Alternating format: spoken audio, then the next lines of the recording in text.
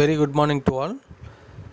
In this lecture, EC8551 microprocessors and microcontrollers, third year EEE department, Unit 1, the 8085 microprocessor.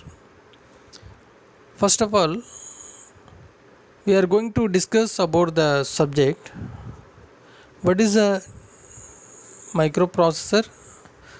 What is a microcontroller? What are the difference? You have to study the difference between the microprocessor and microcontroller first of all. In microprocessor contains only the CPU, RAM, ROM, that is a read only memory, and the input output device, and also timer are separately interfaced. Similarly, the microcontroller, the CPU, RAM, ROM, and input output and a timer. So all are the single chip, inbuilt in a single chip. And the processor, the designer decide on the amount of ROM and RAM and input output port. How much of RAM are used in our processor, to how much of RAM and ROM are added to in our processor. But the microcontroller, there are fixed amount of on-chip ROM and RAM memory, and the processor is a general purpose applications, and the microprocessor is a single purpose applications. And then the processor is a high speed and low and high power consumption, and similarly the microcontroller is a low power and low speed. So for the example of microprocessor, processor 8085 and processor 8086. The processor 8085 is one of the 8-bit microprocessor, and the 8086 is a 16-bit microprocessor. This is a difference of 8085 and 8086. And similarly, the microcontroller, for example of controller, the 8051 microcontroller and AVR. Now we are going to discuss about the Unit 1, the 8085 microprocessor. This is our syllabus of EC8551 microprocessor and microcontroller. The main objective of this subject: number 1, architecture of microprocessor 8085 and architecture of microcontroller 8051, and the second one, addressing mode of 8085 and 8051, instruction set of 8085 and 8051, and the third one, need and use of interrupt structure of 8085 and 8051, and finally simple application development with programming of 8085 and 8051. Now the Unit 1 8085 microprocessor,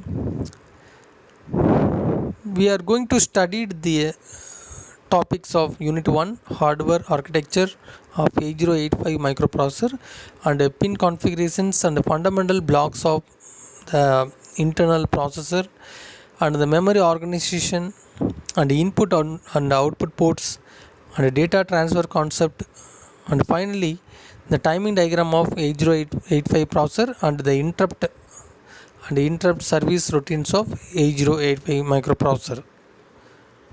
Now we see the course outcomes of microcontroller subject.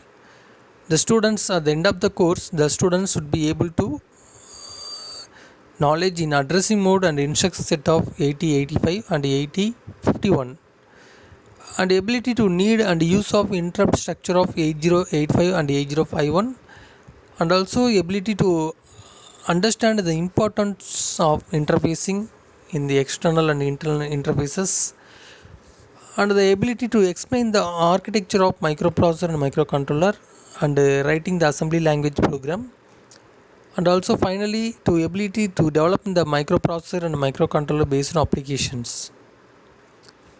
Now, what is a microprocessor?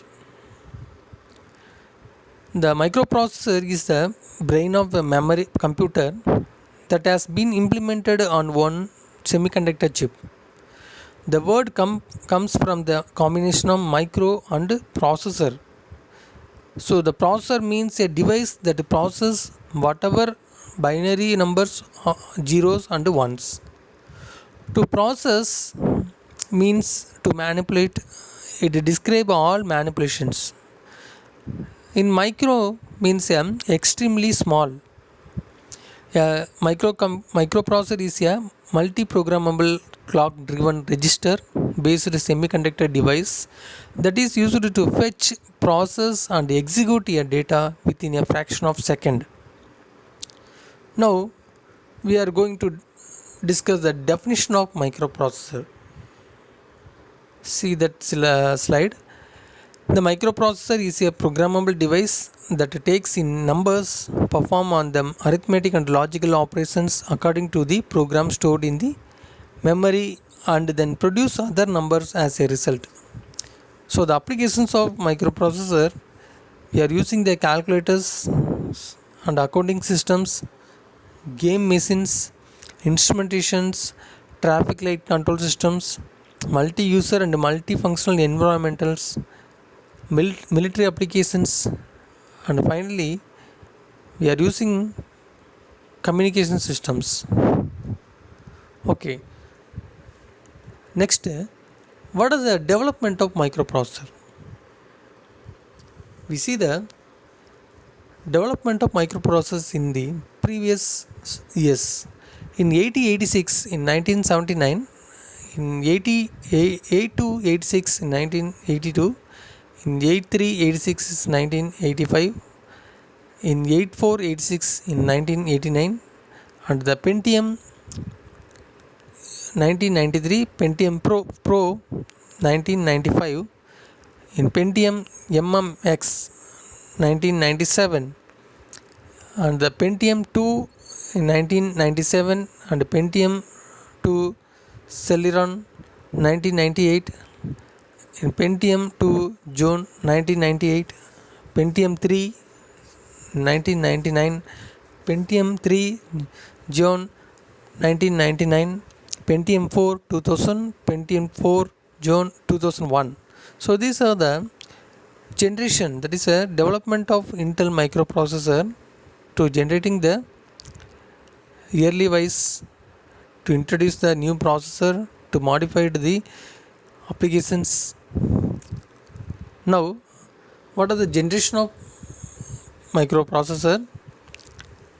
In the processor 8080 is one of the 16-bit 8-bit. The speed of 2 MHz, that is a frequency response 2 MHz, and the processor 8086 is a 16-bit processor.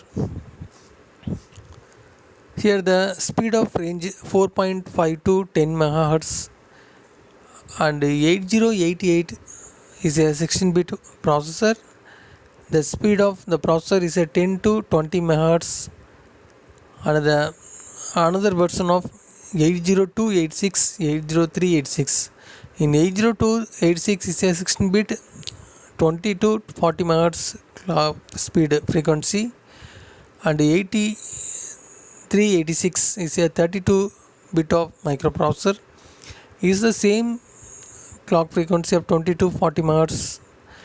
And finally the 8486 is a 32-bit of microprocessor. The speed of ranges will be increased for up to 40 to 133 MHz. Now we are going to study the subject, the basic terms of what is a bit and a nibble and a double word and a data. So bit is a digit of binary numbers, that is a 0 or 1. That is a 0 is a 1 bit, 1 is a 1 bit. So 0 or 1.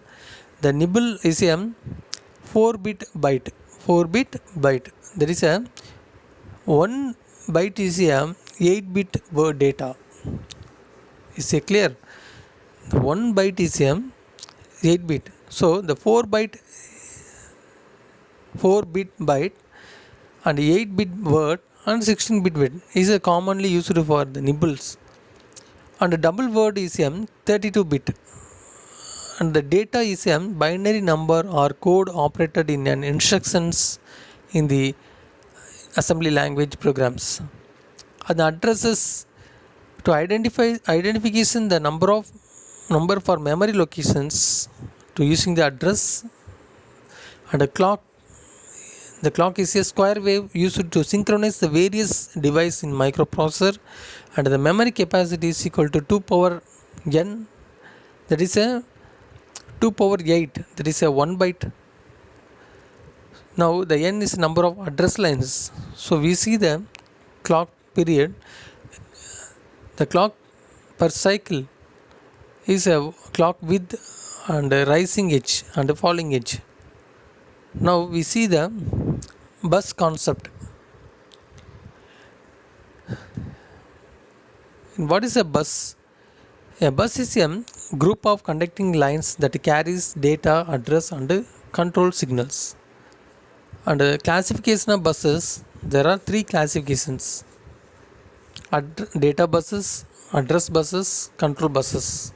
Data buses, group of conducting lines that carries the data.